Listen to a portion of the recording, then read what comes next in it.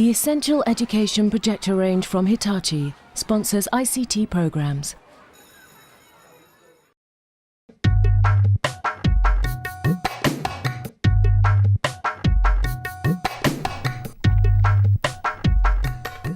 In this programme, we explore how two schools are trying to get best value for money from their ICT, hardware and software budgets.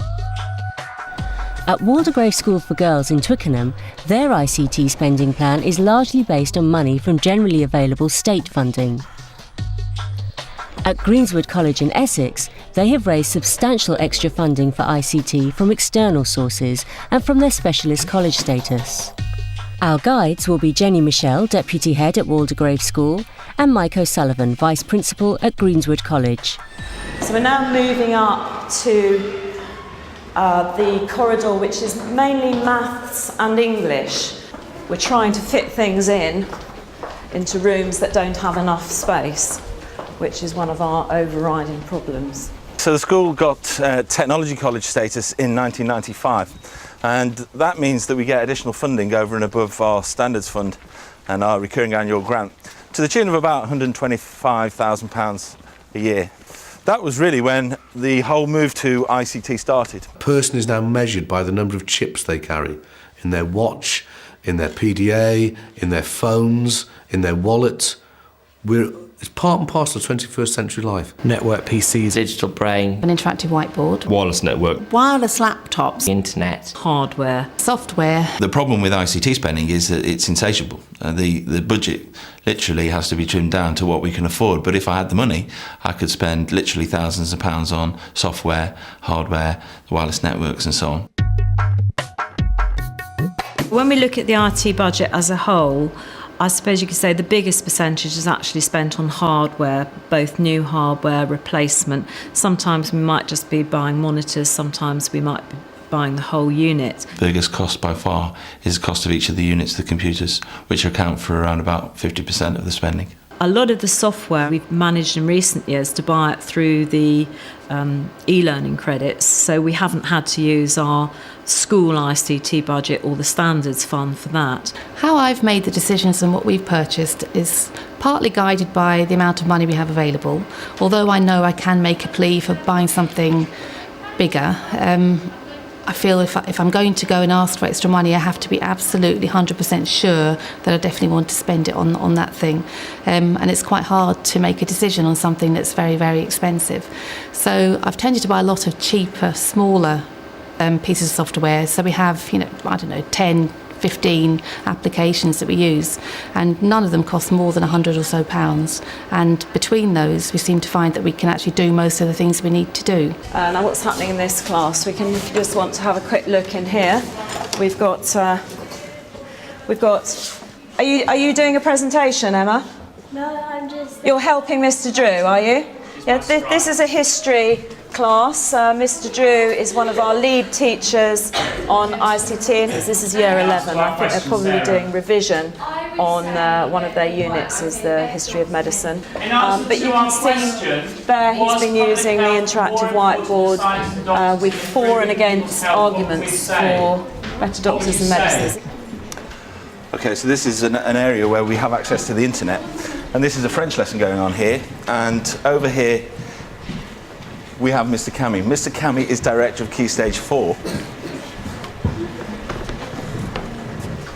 And students are using our online curriculum, which is housed by a company called Digital Brain.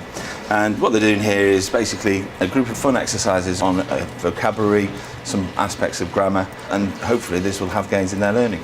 This is a Year 11 French revision lesson, and the students are accessing various websites where they can do past papers, they can do vocabulary exercises and access different GCSE topic areas. I also upload any sort of PowerPoint presentations that I do in class. I do go to the Bet Show when I can. I didn't go this year, but I went last year, and I read articles and I talk to people in other schools.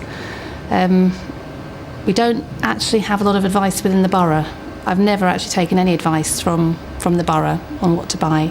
So it's always been really working at a lower level and sort of trying out things. One of the other things that we saw at the BET show this year is this little gadget, which obviously is much lighter than a laptop and much cheaper.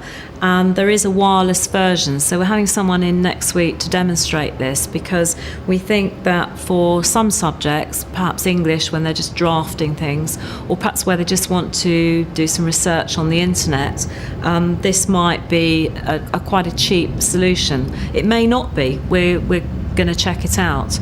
So that's something that we're currently investigating. I think a lot of people would think perhaps they're only applicable for primary schools, but we're quite interested in exploring this issue. A successful ICT application is one, in my view, that not only saves time but primarily enhances the experience. If the user is enjoying using the application, then chances are they will also benefit in some way through their learning. There are so many people trying to make money out of education. I think the word's gone round that schools have money, or that money's been made available, and every Tom, Dick and Harry that can make a piece of software is trying to sell it to us. And we have tons of flyers and communications coming through by email, by any route they think they can find. They're bombarding us, and it's very, very difficult to make sensible choices. The cost is not necessarily proportionate to the outcome. A piece of software costing £20 or £30 might be just as good as something costing £200 or £300. So we just have to look at every case individually, and if we make a mistake, hopefully not make it again. We really ought to be investing far more than we are on replacing our equipment and keeping it up to the sort of specification that increasingly our pupils are used to at home. Some of the larger companies that currently we are using their system on our curriculum network, we have had a lot of hiccups. We've been to Bector because Bector has approved them, and obviously if Bector has approved them, then really they need to be following up as well, we feel. When we go to select a new system, we usually use corporate companies to buy things off of, because we found that quite a lot of the companies that are fixed on the educational market aren't actually offering that much of a good deal, really, whereas corporate companies are a lot more competitive, so we tend to use them, and they usually give us an educational discount as well. I think now the problem is not so much buying new kit or even the level of skills of our teachers. The teachers are now very keen to use it, but they can be very quickly put off using it if it's not working effectively in the lesson. What we try and prefer to do is look at the systems that we've got, try and identify who's going to be using them and when, and then try and upgrade proactively so there never is a problem in the first place. So it's kind of seamless to the teachers. The systems just keep on working and working and working. For instance, for this year's budget, what I've done is I've identified a problem with our wireless network that needs upgrading. It was a company who put that in. Now that costs quite a lot of money, but I've recently been on some training for the wireless courses, and I've actually designed a new wireless network for the college. There are lots of benefits of having in-house expertise. Not only can you carry the vision with those types of people so they know the direction that the school is going in, but they also have a vested interest in getting it right as well. So although there may be a cost in terms of their salary, in terms of the payback in terms of their input and expertise, I think that outweighs it. We like to keep most of our work like in-house to try and save money and have the skilled people here. And also that's quite good for the turnaround on fixing faults, rather than having to go through a help desk and get solutions.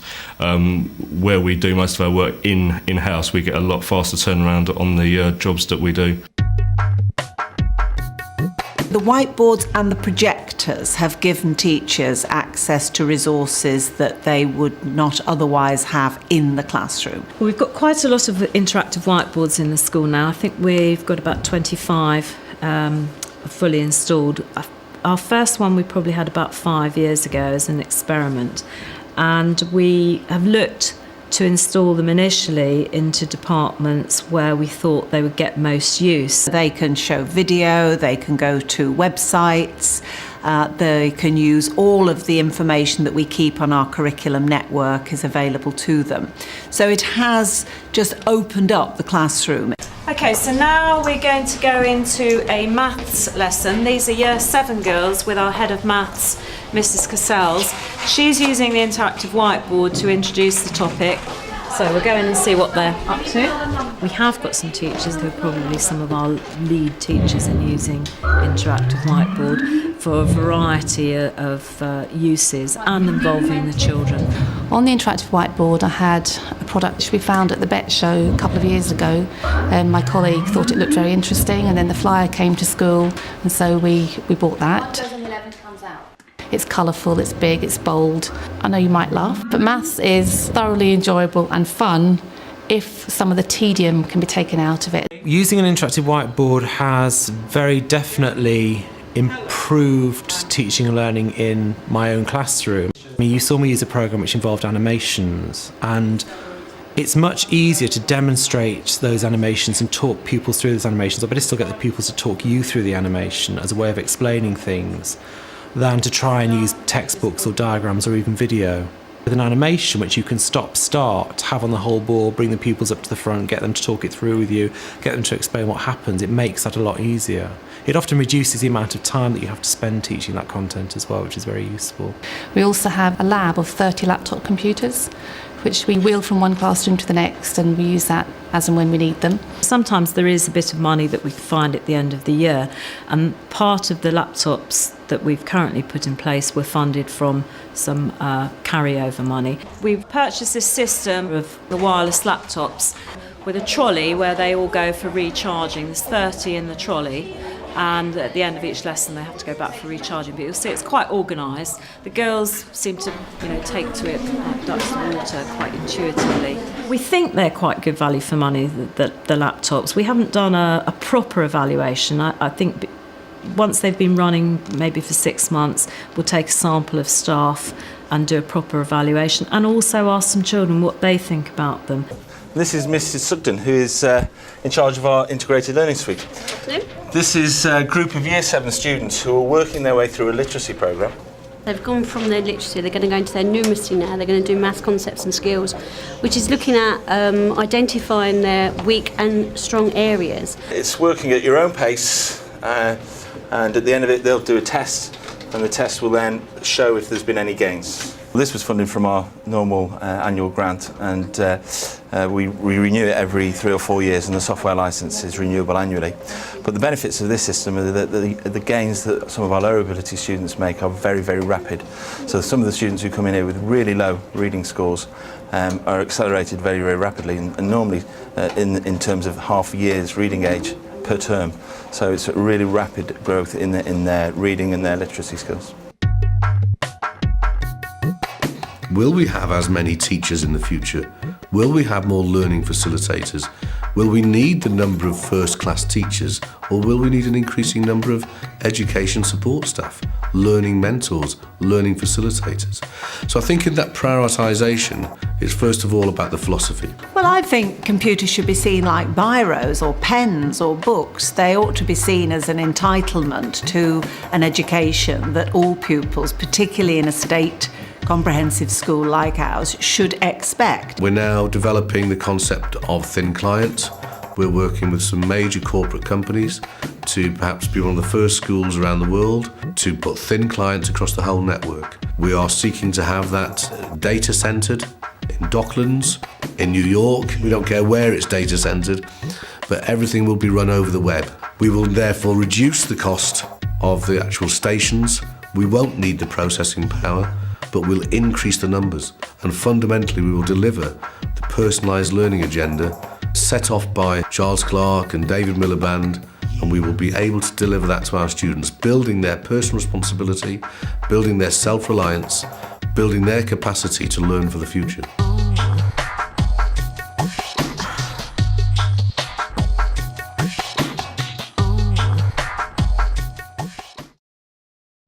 Essential education projectors from Hitachi sponsor ICT programs.